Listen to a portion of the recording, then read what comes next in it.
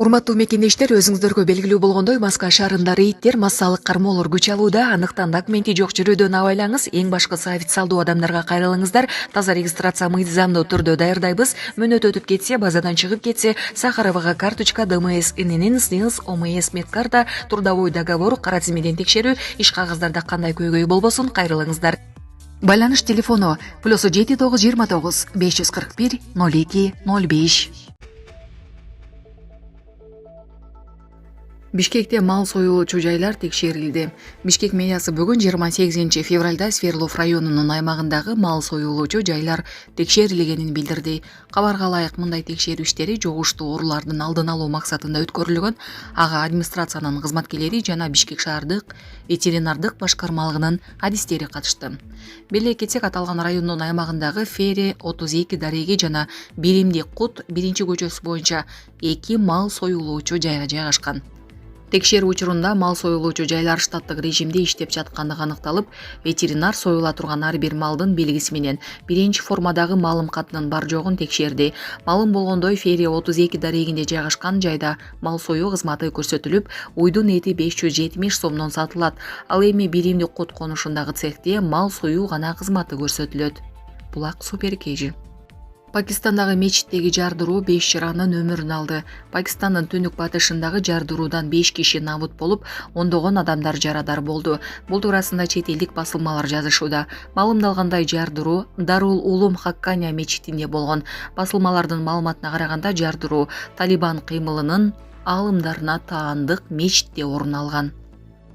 Дональд Трампка кол салуу аракети боюнча жаңы маалымат айтылды. АКШнын президенти Дональд Трампка жасалган кол салууга уюшкан кылмыштуу топтун тиешеси болушу мүмкүн. Бул тууралуу Нью-Йорк Пост басылмасы жеке тергөөчү Дог Хедбанга шилтеме берүү менен жазып чыкты. Биз ал өлтүрүүгө шектелген Томас Мэтью Крукс жалгыз аракет кылган жок деп ойлойбуз. Аны колдонушкан. Митингдин өзүндө да ага жардам бергендер бар экенин жокко чыгарбайм деген ал. Басылма Хегбан ал кылмыштуу топтагы деле бар экенин күмөн санабай турганын жана алардын АКШнын президенттин жок кылуу максаты өзгөрбөйт деп эсептерин жазат. Беле кетсек, Пенсильвания штатында президенттикке талапкер Дональд Трамп шайлоо өнөктүгүндө сөз сүйлөп жатканда ага ок атылган. Анын кулагына ок тийген. Атайын кызмат ок аткан адамды Москва шаарында жашап жана эмгектенесизби? Медициналык кызматтар керек, бирок алар сизге кымбат жана сапатсыз сезилет.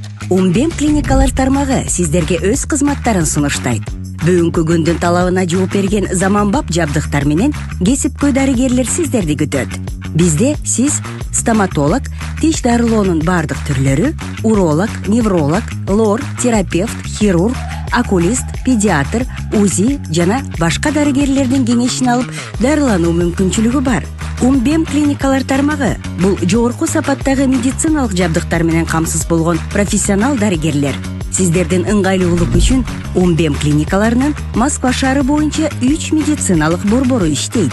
Өзүңүзгө ыңгайлуу даректи тандап медициналык кызмат алсаңыз болот. Ушул ай ичи бизге келип төмөндөгү кызматтарга арзандатуу менен медициналык кызмат алыңыздар. Ден соолугуңузга кам көрүүнү эртеңкиге калтырбаңыз. Умбем клиник Москва. Өлтүргөнүн маалымдаган. Атышуудан бир көрүүчү каза болуп, 2 адам оор жаракат алганы кабарланды. ФБР ок атууларды адам өмүрүнө кол салуу беренеси менен иликтеп жатканын жарыялаган. Ал эми ок аткан адам 20 жаштагы Томас Мэтью Крукс экени маалымдалган. Ошто милиция Байыңгизат менен алектенүүгө шектелгендерди 5 ай артынан жүрүп кырмады. Ош шаарында Байыңгизат менен алектенип келишкен деп шек саналып 3 жаран кырмалды. Бул тууралуу бүгүн 28 февралда шаардык милициясы билдирди. Маалыматка ылайык, былтыр сентябрь айында милицияга алар тууралуу маалымат түшүп, факты боюнча Байыңгизат каражаттарын, психотроптук заттарды жана алардын аналогдорун сатып өткөрүү максатында мыйзамсыз даярдоо, сатып алуу, сактоо, ташуу, жөнөтүү, ошого тете мыйзамсыз өндүрүү же сатып өткөрүү менен кылмыш иши козголгон. Иликтөө иштеринде шектүүлөр Ош облусунун Кара Суу районунун тургундары экени аныкталган жана арасында бир нече жолу соттолгон адам да бар экени такталган. Милиция кызматкерлери далил фактылар жетиштүү болушу үчүн алардын аркасынан 5 ай түшүшкөн. Натыйжада жарандар тарабынан байың заттар сакталып жана сатылып жатканы тууралуу жетиштүү далилдер топтолгон. Мындан улам укук коргоо кызматкерлери соттун чечими менен алардын жашаган жерлеринде тинтүү иштерин жүргүзүшүп, жалпысынан салмагы 58 граммды түзгөн гашиш байың затын жана бир дана 16 калибриндеги атайын кесилип даярдалган ок атуучу курал табышкан. Кармалгандар убактылуу кармоочу жайга киргизилди. Кытайдын министри экинчи дүйнөлүк согуштун жеңүүчүлөрү Москва менен Пекин дейт. Кытайдын тышкы иштер министри Ван И Орусия менен Кытай жеңишке жетишкен өлкөлөр катары экинчи дүйнөлүк согуштун жыйынтыктарын жана тарыхый чындыкты коргоосу зарыл экенин билдирди.